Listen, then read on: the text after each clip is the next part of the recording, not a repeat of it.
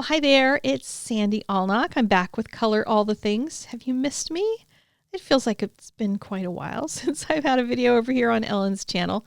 And I'm going to be showing you the new stamp set that's coming out soon called Halloween Magic. And I'm focusing on the owl, but there's lots of fun Halloween stamps. I do have a couple extra cards that I'll show you at the end of the video. But this one's going to focus on coloring the owl itself and making a tree for him to stand in, both on white and on black paper. I thought that he'd be really fun on both.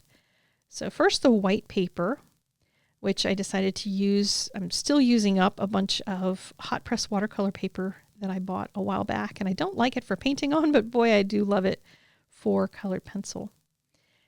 And I'm using some polychromos pencils, but you could do the same thing with some Prismacolor pencils or whatever brand you have. I picked a sort of medium-ish yellowy red brown kind of color, just a nice warm one, because I wanted to make a barn owl. I didn't know at first that I wanted to make a barn owl. I wanted to make an owl with a white face, because there's owls with all different kinds of markings on their face, and I'm probably going to color this one throughout the season with lots more different markings on his face. And this one has a white face and a white belly.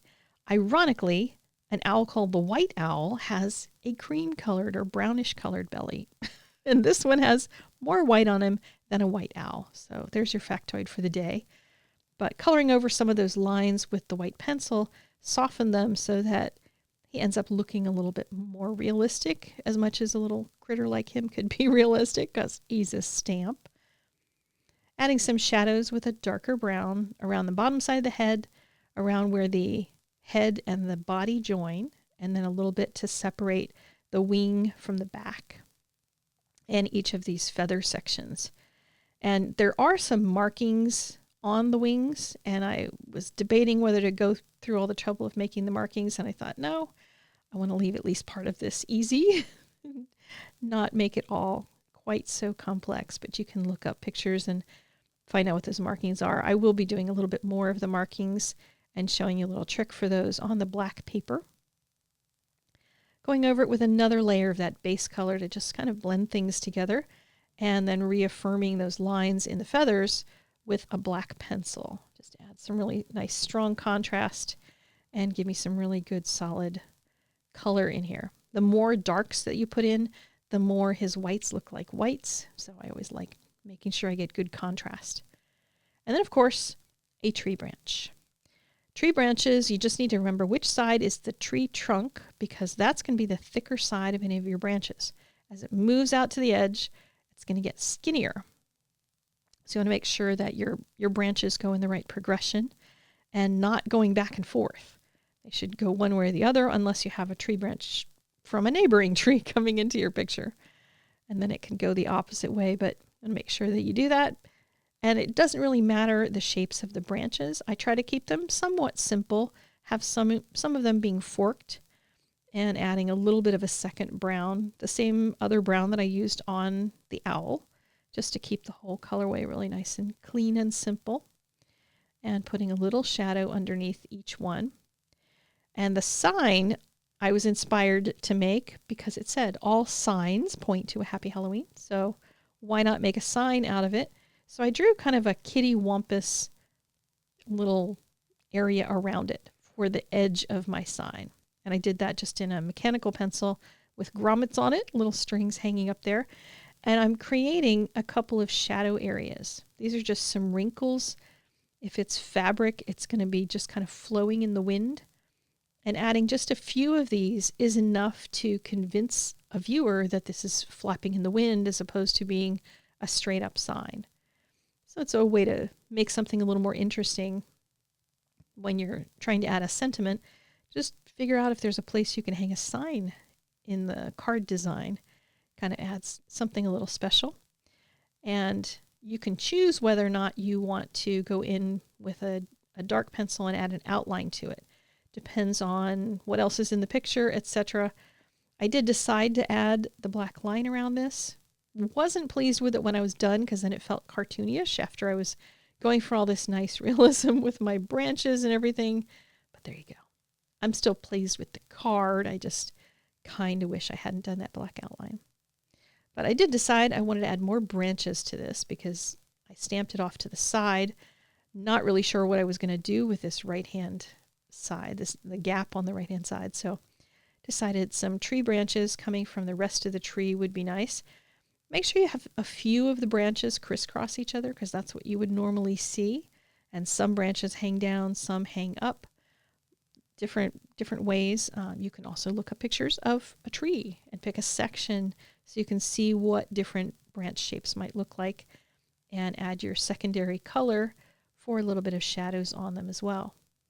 And this whole thing ends up being a nice flat one layer. Well, is it one layer when you glue the whole layer onto a card base? I'm going to call it one layer because I think it works as a one layer card. So let's take a look at the black card next. This one's going to be the same owl, but I need to approach it the opposite way. He's now got white eyes because I stamped it in Lawn Fawn's white ink, the Yeti ink. Just let your pigment ink dry really well before you start so that you don't end up with little finger smudges. And the eyes have to be covered over with black. Now you could do that later, you could do it earlier. I decided to do it earlier, but look how soft you can get the colored pencil on black cardstock by just filling that in and giving it a squidgy edge instead of being a straight edge. And then it starts looking much more realistic, which is kind of cool. And then fill all that area in, join it up with the belly so that it doesn't have to actually be a big old line between the belly and the chin of the owl. And even just like that, even if you don't color in the rest of the body, I think that would be perfect just like that on a card because of the simplicity of it. And I love the texture of pencil. I know a lot of people just love to take pencils and use blending solutions on them. I love, especially on animals, the texture that you get when you add in the pencil lines and just leave them on the card. So here I'm adding that little halo of color around his eyes. He's not bloodshot. He's just got little brown around his eyes. Poor owl. Hope he doesn't have a complex for having markings around his eyes. And then I'm going around the rest of it. I'm trying to go over top of the outline here and there just to make sure that I don't end up with something that looks like a white outline. And for the markings, this is what I decided to do. With coloring on black paper, you can put white pencil underneath of other color and then go over top of it and you get two shades of whatever that brown color is. So when I go over the whole thing with the brown, I get a nice pattern on the wings. And then I can go back in with a little bit of black and add those lines back in that disappeared. And it just makes a much more realistic looking wing on him, which is kind of cool. Adding a little shadow on the back so that separates from the wing. And then comes my tree branch. On this one, I can handle it a little bit differently. The underside of that tail is actually a whitish grayish color on the real owl. And I made it stick down below the branch so it looks like it's behind the branch by dropping a little bit more of it, by adding a little bit more on the bottom so that it looks like it's kind of his claws, his feet are in front of the branch and his tail is behind. Just adds a little bit of dimension. And then of course there have to be stars in the sky since it's a nighttime card this time. And the next step will be to add the sentiment. And on this one, the sentiment, you could stamp it on there in white ink or something, but I decided to just glue on a piece of white paper with the sentiment and do the same kind of thing as I did on the other card, but this time I'll just be doing it on that little piece of scrap paper to add the wind-blownness, all of those little puckers and things onto the sign so that I have a matching coordinating card. Not that anybody cares that I have coordinating cards because they're not going to the same people, but it gives me a different way to express one layout of a card in two different ways and just experiment with which one I like more. If I wanted to make a bunch of these, I might decide which one took me more time or less time, which one had a better effect or less good effect. that sort of thing. The black card looks better in real life than it does on camera.